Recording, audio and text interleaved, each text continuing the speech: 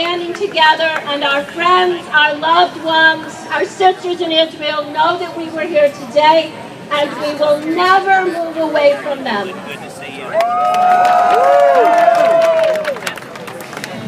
Ladies and gentlemen, a stalwart national friend of the state of Israel, Senator Ted Cruz, Republican of Texas.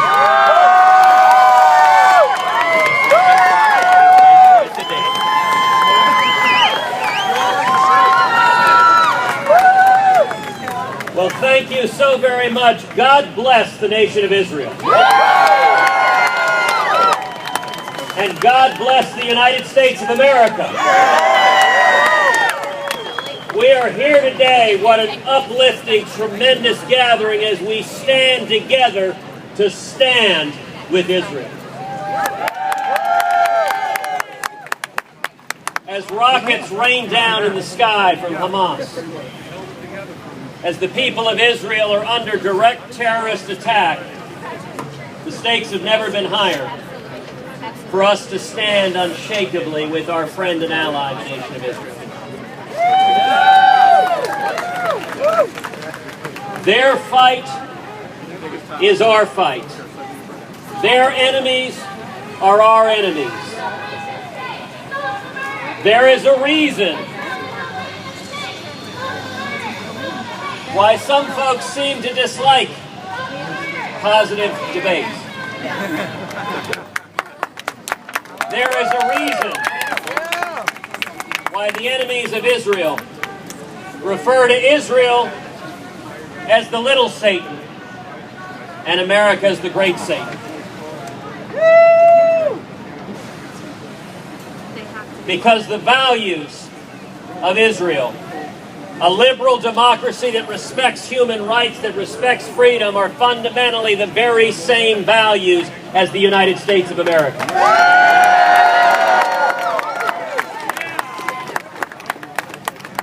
And we need to reject the false moral equivalency that is so constantly peddled between the nation of Israel defending itself and the terrorists seeking to murder innocent civilians.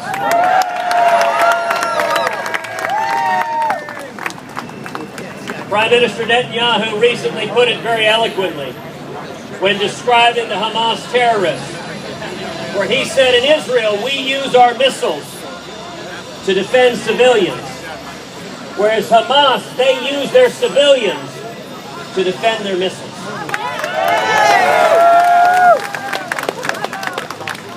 Anyone who declares a moral equivalency between terrorists lobbing in missiles seeking to murder innocent men, women, and children, and the nation of Israel responding to defend itself and stop that terrorist attack, anyone who says those two are morally equivalent is lying to you.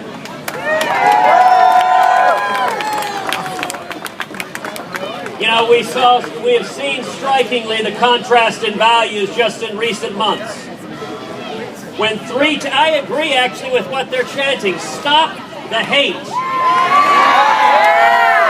let me tell you, the hate will not stop until Hamas and until the Palestinian Authority stop inciting hatred in Israel.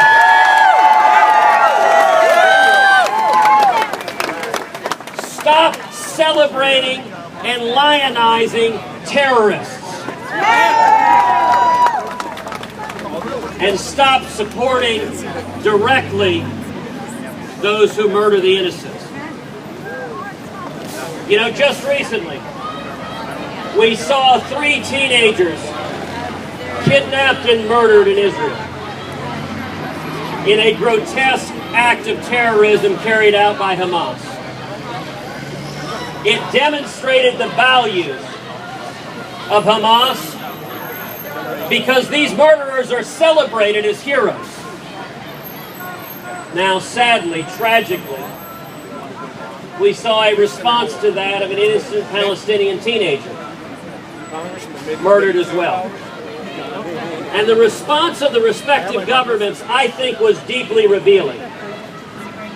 When that innocent Palestinian teenager was murdered in retribution, the government of Israel responded by condemning categorically that act of violence. By investigating and arresting the murderers that killed that teenager.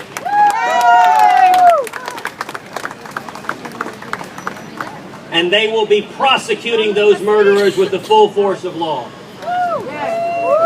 In contrast, Hamas and the PA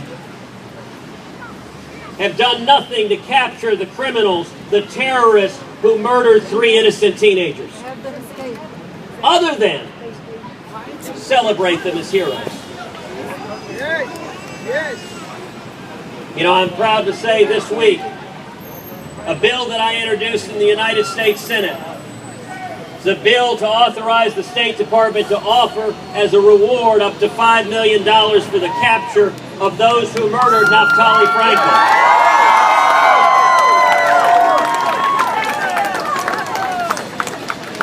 Naftali was an American citizen as well as an Israeli citizen, and it demonstrated that these terrorists don't distinguish between Israelis and Americans. They just wanted to kill 3 Jewish teenagers. It didn't matter where they came from. I'm proud to tell you this legislation is bipartisan legislation. It's co-sponsored by Senator Bob Menendez, and just this week it passed the Senate Foreign Relations Committee unanimously. The final thing I would encourage all of us to do is we need to stand unequivocally against the nation of Iran acquiring nuclear weapon capability. We are approaching a very, very dangerous date of July 20th, when the administration is on the verge of completing what Prime Minister Netanyahu has rightly described as a very, very bad deal, as an historic mistake. And I'll tell you, I believe we are on the verge of repeating the very same mistakes the Clinton administration made in the 1990s with respect to North Korea, where we relaxed sanctions in North Korea, billions of dollars flowed into North Korea, and they used that money to develop nuclear weapons. The Obama-Clinton carry foreign policy is repeating those very same mistakes. And in this instance, if Iran acquires nuclear weapons capability, it is the single greatest national security threat in the world to the United States of America. I am introducing legislation in the United States Senate to immediately reimpose sanctions on the nation of Iran.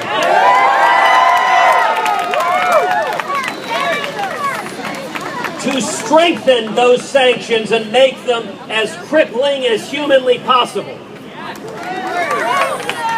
And then to provide a simple and clear path for lifting those sanctions. If Iran wants to lift those sanctions, they need to stop and dismantle their nuclear weapons program.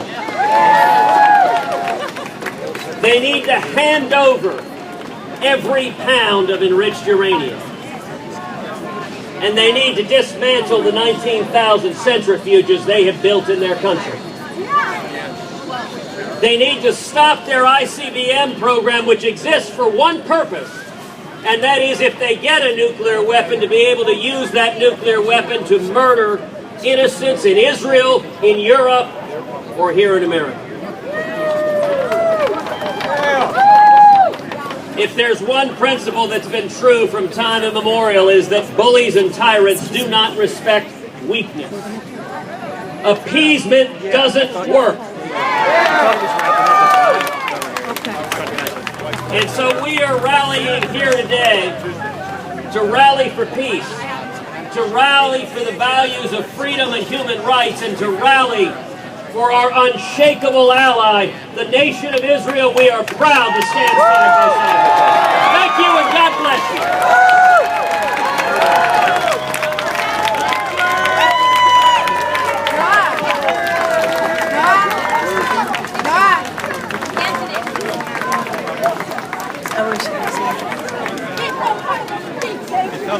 Senator Cruz, what wonderful words of support. Give it up. Now it's my pleasure, my honor to introduce Democrat Congressman from Illinois, a member of the